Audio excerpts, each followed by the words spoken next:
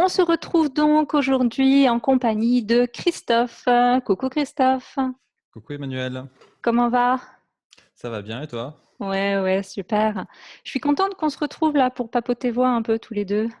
Ouais, bah, écoute moi aussi. Ça va être cool. Est-ce que pour commencer, tu pourrais nous en dire un peu plus sur toi, sur ton parcours vocal, qui tu es, enfin tout ce que tu as envie de nous raconter? Oui, bah, je m'appelle donc Christophe Vries, Mhm. et j'habite à Bordeaux et je donne des cours de technique vocale ici sur Bordeaux. Alors mon parcours vocal, on va peut-être parler de parcours musical, peut-être commencer par ça. J'ai Ah bah oui. commencé le piano à 12 ans. Mm. Au départ, je voulais faire du synthé, mais j'étais à la campagne, alors pour trouver des cours de synthé, Il n'y c'était avait pas pas, facile. ça n'existait pas ça. Non, C'était pas c'était un en peu option. ouais, non, je suis allé à l'école de musique en disant: «Je veux faire du synthé, je veux faire du synthé» et j'ai trouvé, une prof de piano, heu, une dame assez âgée et elle m'a dit: «Bah, tu devrais commencer par avoir des bases pianistiques pour le piano» et puis, finalement, j'ai commencé le piano comme ça et puis je me suis vraiment pris au jeu et j'ai fini par me passionner par, ce qu'elle me proposait et Génial. et notamment par la musique classique. Donc j'ai continué dans cette voie-là.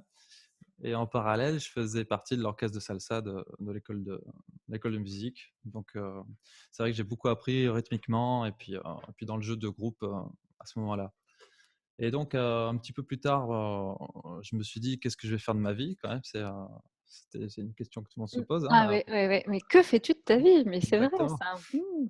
Donc, je me suis dit que bon, j'ai eu quelques années un petit peu de d'errance, on va dire, après 18 ans. Pour enfin me décider de partager mon plaisir de la musique. Mmh Alors pour mh. partager mon plaisir de la musique, je me suis dit: «Je vais faire prof de musique en collège». Ah bah oui, mais quelle bonne idée, c'est vrai ça, pour partager son plaisir, autant faire prof de musique en collège. Mmh. Voilà, bon je reviendrai sur le la destinée, tragique de cette idée, plus tard. Donc je me suis inscrit à l'université de musicologie et puis là, c'est vraiment là que mon parcours vocal a débuté, heu, parce que j'ai commencé à chanter en chœur OK. et pour moi, ça a vraiment été une révélation ce partage, tous ces gens qui chantent en même temps, cette même dynamique, la sensation dans les voix, c'était vraiment quelque chose de très nouveau et très agréable pour moi. Mmh mh. Donc j'ai continué avec un chœur qui se montait sur Bordeaux qui s'appelle le Chœur Voyageur et finalement j'y suis resté 8 ans dans ce chœur. Ah oui, quand même. Ouais, on a vécu des histoires, assez fabuleuses, on a chanté un petit peu partout en Europe, donc c'était vraiment super. Et puis, à un moment, j'ai eu envie d'exprimer des choses, je sentais que j'avais envie d'exprimer des choses et puis, il y avait cette voix-là qui commençait à apparaître. Donc je me suis dit: «Bon, ben, je vais commencer à interpréter des chansons». Sauf que, bon, il y avait certaines limites techniques, donc je me suis vite rendu compte, au départ et j'étais embêté. Tu veux dire que quand on commence à chanter, ben, des fois, il y a des notes, elles sortent pas? Des fois, il y a des notes, elles sortent pas, des fois aussi, on croit que c'est bien, on s'enregistre et puis on est un petit peu déçu Ah au début. bon? Jamais. On reconnaît pas bien sa Jamais. voix, enfin, il y a plein de choses, comme s'il y avait des choses à l'intérieur qu'on n'arrivait pas à projeter à l'extérieur. Mmh mh. Donc j'étais, dans cette situation-là et j'ai décidé de commencer à prendre des cours de chant et j'ai commencé par prendre quelques cours de lyrique. Mmh mh. Bah oui, comme le piano, faut commencer par, Ouais, non, je cherchais une prof et voilà et puis j'avais envie d'essayer et bon, beh, le lyrique quand on veut faire de la pop, c'est pas vraiment ce qui correspond à ce qui correspond. mmh, je vois, je vois. Mmh. C'est Ouais. vrai que Radiohead avec une voix lyrique, ça peut peut-être oh, faut voir. J'ai vu. C'est OK, ça c'est fait. mmh, c'est rigolo.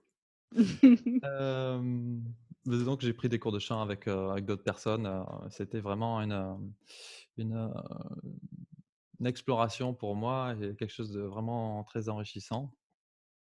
Et puis en parallèle, j'ai commencé à monter un projet de reprise, hem, voilà pour mettre un peu en application tout ce que j'apprenais et puis pour un petit peu, toucher à tout et pour explorer et développer ma voix. OK, cool. Et puis donc au final, le bilan quand même après tous ces cours, j'étais un petit peu perdu quand même, heu, parce que j'avais trimballé ma voix un petit peu dans tous les styles. Hem, bon, j'avais beaucoup plus de facilité, mais je comprenais toujours pas comment ça marchait. Mmh. J'avais pas de vue d'ensemble, de ma voix malgré tout le travail que je pouvais fournir. Et c'est là qu'en tapotant sur internet, voilà, j'ai C'est cherché là des qu'on sites, s'est rencontrés. eh oui, j'ai cherché des sites, qui parlaient de techniques vocales et puis souvent je tombais sur ce site, Chant Voix et Corps, Chant Voix et Corps. Et puis, à un moment, je me suis dit, «Bon, c'est le moment de découvrir d'autres choses, d'aller voir ailleurs» et puis je me suis dit: «Je vais m'inscrire à un stage». Donc j'ai commencé à regarder et puis de fil en aiguille, bon, j'ai atterri à Montpellier. Mmh. C'est bien Heu, Montpellier. c'est bien Montpellier pour la formation de formateur, chant voix et corps. Voilà, où j'ai trouvé une très grande partie de mes réponses. Ah mais ça, c'est cool. Ça, c'est Ah oui. super et du coup, pourquoi la pédagogie? Pourquoi tu avais envie de transmettre, qu'est-ce qui t'a Alors, fait venir à la pédagogie? bah, j'ai toujours eu envie de transmettre. Enfin, en fait, c'est une question j'ai tellement eu le sentiment de recevoir, en fait, que c'est quelque chose que je veux donner à d'autres personnes si je le peux, quoi. Pour moi, c'est une espèce de révélation, de recherche de soi. OK. Et ça a été tellement important que, pour moi, c'est vraiment un bonheur d'accompagner des gens dans la même démarche qui a été la mienne. Mmh. Mmh. Ouais, ouais, j'adore aussi, hein, la pédagogie, c'est quand même génial et justement, tu as une conception qui t'est propre de la pédagogie? Qui m'est propre, bon, je pense que chacun, on a tous, notre, singularité dans une approche, pédagogique, heureusement. Sinon, si on calque des modèles, on n'est pas, enfin, je me demande comment on peut être présent.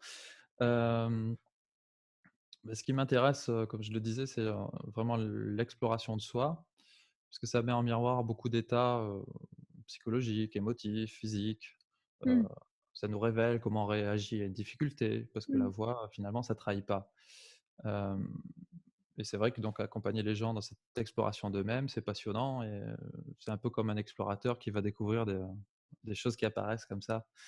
Heu, c'est toujours un moment d'émotion quand il y a un truc qui sort, un truc qui jaillit et puis, qu'on n'attendait pas Ah et génial. on crée un moment, c'est un moment intime parce qu'on est que 2 et puis, enfin, c'est quelque chose que j'adore. C'est quelque chose que j'adore.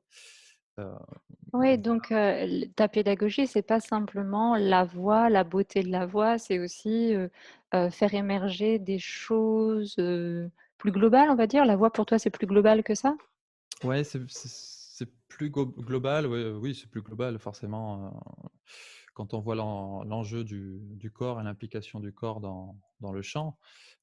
C'est aussi un travail d'équipe, donc c'est une construction qui se fait entre l'enseignant et puis l'élève comme ça. Mmh. Finalement, je me sens presque plus comme un guide pour que la personne, se connaisse mieux elle-même, Ouais, qu'elle connaisse mieux carrément. sa voix, quoi. C'est juste voilà, un guide pour aller quelque part, et des fois, on sait même pas, ce que ça va donner, quoi. Personne sait ce que ça va donner, mais on arrive à des choses qui émergent comme ça et Mmh.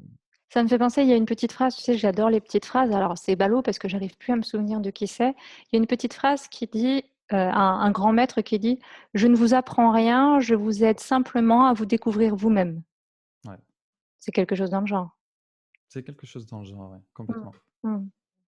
Ouais. Et du coup, Christophe, puisqu'on parlait là de pédagogie, est-ce que tu aurais un exo ou un conseil, qui pour toi marche pour à peu près tous les vocalistes? Alors des conseils, il y en a plein, qui vont correspondre plus ou moins à tout le monde, mais c'est vrai que, très souvent, il y a un muscle, enfin plusieurs muscles, une zone qui va souvent nous embêter quand on va vouloir chanter, heu et ça peut être à tous les niveaux, hein. C'est la langue. Donc souvent la langue va intervenir et va venir nous embêter. Mmh mh. En se contractant, elle va modifier tout un tas de configurations qui vont nous gêner, notamment dans l'accès à l'aigu et pas Ah seulement. oui, ouais. Ouais, ouais. La langue, tu as raison, c'est souvent un verrou, c'est même peut-être le principal des verrous et elle empêche la voix d'être libre. Et du coup, qu'est-ce qu'on peut faire alors pour libérer cette langue? Alors, la première chose à faire, c'est de voir si elle travaille, c'est de sentir si elle travaille ou pas et comment elle travaille. Par exemple, ce qu'on peut faire, c'est tout simplement mettre le doigt ici, donc on est sous le menton ici, Mmh. et si on pousse assez fort la langue contre le palais au-dessus, on va sentir normalement que notre doigt est poussé vers le bas Mmh. par un muscle qui est souvent, trop souvent, très, très costaud, voire très gros. Donc maintenant, ce qu'on peut faire, par exemple, c'est faire on va faire une sirène, on va faire «Mmh». Et là, on va essayer de voir si, à un moment, si tout le temps, si juste à un moment, notre doigt va être poussé par ce muscle. Donc on peut tester comme ça. Mmh. Souvent, on va avoir plusieurs configurations. Évidemment, si ça pousse pas du tout, bah, tant mieux pour vous. Vous pouvez chercher à aller un petit peu plus aigu pour voir si la langue vient éventuellement freiner votre accès à l'aigu. Sinon, ce qu'on peut faire donc, une fois qu'on a remarqué que ce muscle se contractait, c'est faire un petit étirement qui va peut-être nous aider après à, faire en sorte que ce muscle intervienne, moins, voire qu'il n'intervienne pas. Donc ce petit étirement, c'est très simple. Par contre, on va rester suffisamment de temps pour que le muscle, soit complètement étiré. On va mettre, la pointe de la langue, sur les dents du bas, puis on va pousser comme ça. Donc on va pousser comme ça 90 secondes, suffisamment longtemps. Vous allez sentir, enfin, il faut respirer, profondément. Il faut veiller à détendre, les épaules, essayer de détendre le cou, détendre tout ce qu'on peut pendant l'étirement et respirer profondément. Et à nouveau, ce qu'on peut faire, c'est, bah, le petit test. Mmh. En se posant les questions suivantes: «Est-ce que j'arrive à faire en sorte que ce muscle intervienne moins ou éventuellement n'intervienne pas, ou est-ce que c'est toujours pareil?» Bon, il peut arriver que ce soit toujours pareil, à ce moment-là, il y aura d'autres étirements, mais c'est toute une, exploration dont je parlais tout à l'heure. Ouais, ouais, ouais. Ouais, c'est très intéressant cette histoire de langue parce que c'est vrai qu'elle bloque beaucoup de chanteurs, beaucoup d'artistes ou même des gens qui parlent hein, et on s'en Ouais, rend pas compte. Et la première des choses, c'est effectivement une bonne prise de conscience et puis bien entendu quelques exos bien adaptés. Ok, super. et puis souvent on le voit quoi. Mm, Ça mm. peut se voir, Ça peut se voir, ça s'entend dans le son. Avec un peu d'expérience, on entend quand la langue est un peu crispée, hein, quand le plancher buccal ici, là, il se contracte plus que nécessaire, on va dire. ouais. Ok, super. Et par rapport à toi, à ta propre pratique vocale, il y a quelque chose qui a complètement changé cette pratique, qui t'a ouvert de nouvelles possibilités, tu as eu une découverte vocale pour toi? Hem, Ma découverte, enfin il y en a plusieurs, hein, c'est vraiment par palier, mais je crois que, la plus importante et vraiment celle qui a le plus de valeur, aujourd'hui, c'est la manière de considérer la technique vocale. Mmh. C'est-à-dire qu'aujourd'hui, je la considère beaucoup plus comme un travail de fond, comme une exploration, mais pas comme un idéal technique à essayer de reproduire sur scène, enfin pas comme un but en tout cas, en Mmh. soi. Mmh. Le risque, c'est de perdre, l'expressivité et cette technique vocale, on doit faire en sorte qu'elle soit au service de l'expressivité parce que c'est quand même ça, le but, quand même quand on fait de la musique, quand on est sur scène. Tellement vrai et on pourrait l'oublier de temps en temps, c'est vrai. C'est vrai, donc pour le coup, c'est vraiment aujourd'hui, je travaille vraiment différemment, d'avant. Donc c'est vraiment un jeu d'exploration, c'est vraiment, essayer de faire en sorte que le corps imprègne, tout un tas de nouvelles choses, pour qu'après, quand l'expressivité sur scène a besoin de quelque chose et bah, ce soit déjà un langage qui soit déjà présent. Mmh. Comme si on mettait en place, des savoir-faire qu'on pourra rappeler au moment opportun sans forcément avoir besoin d'y penser. exactement, on va créer des raccourcis, des connexions et petit à petit comme ça tout c'est comme une espèce de puzzle qui se forme et puis, comme ça on peut aller piocher un petit peu partout. Mmh. Ou les ingrédients d'une recette de cuisine, par exemple. C'est vrai et je trouve que la musique ressemble beaucoup à il y a beaucoup de liens avec la cuisine, je trouve. C'est vrai, hein, il paraît même que ça allumerait une zone commune dans le cerveau. J'ai lu quelque chose là-dessus, il y a pas très longtemps. Ah oui, ça m'étonne pas parce que, c'est vrai que l'harmonie des saveurs, l'association de plusieurs sons, d'instruments, de faut bien doser, enfin, il y a tout un tas de choses, c'est vrai que moi, je trouve ça vraiment, vraiment très proche. Oui, moi aussi, en bonne gourmande que je suis, je trouve clairement que ça a un lien. Mmh. OK, super et tu as des projets? Tu as des choses que tu as envie de nous raconter sur ton futur? Alors, le Quelle futur, étrange question! c'est pas mal ta question. Ah bah, merci. Donc, je suis vraiment bien aujourd'hui, dans mon activité de prof de technique vocale. Heu, donc j'ai été prof en collège finalement. Heu, Oui, c'est la vrai fin ça. de l'histoire, j'ai réussi à être prof en collège pendant 8 ans. J'ai fait ça 8 ans quand même. Ah oui, quand même. Ah oui, ça le fait déjà 8 ans. 8 ans, mais bon, au bout de quelques années, enfin assez vite, je me suis rendu compte qu'il y avait un petit truc qui n'allait pas et puis, finalement le désir de partager ma passion, c'était pas le bon cadre pour faire ça et c'est vrai qu'aujourd'hui, donc je suis beaucoup plus épanoui dans ce que je fais avec vraiment prendre du temps avec quelqu'un et puis avoir un Mmh. un échange, un partage et ça c'est vraiment, vraiment très enrichissant. Mmh. Du coup, je continue, les cours sur Bordeaux. Je donne aussi des cours en ligne, Mmh mh. donc c'est aussi possible de prendre des cours avec moi, via internet. Heu, Super. voilà et puis, là, je vais sans doute animer des formations chant voix et corps, Mmh. prochainement. On en parle, hein, je crois. Mmh. C'est dans Ouais, l'air. c'est dans l'air, oui. C'est dans l'air. Ouais, ouais, ça va être une super aventure aussi ça. Mmh. Donc ça, c'est oui, exactement, ça va être une super aventure. Et puis à côté de ça, là, en ce moment, je suis en train de travailler sur mes compositions, je vais monter un groupe, donc j'ai mon projet, vraiment, personnel qui va voir le jour, donc c'est c'est un la gestation en ce Ah mais moment c'est génial, c'est bon et ça. ouais, enfin, tout est OK pour que ça arrive, donc je suis très heureux de ça. Voilà et puis je suis pianiste aussi dans d'autres groupes, donc je continue tout ça. C'est Mmh. un équilibre excitant. Ouais, c'est bon, oui, tu as l'air bien, ça a l'air de te convenir là, tu as trouvé ton chemin, on dirait.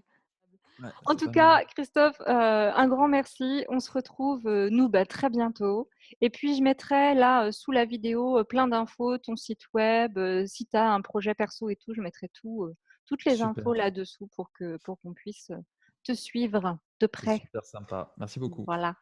Allez, je t'embrasse et puis, ben, je te dis à très vite. Merci, salut. Ciao, ciao. Ciao.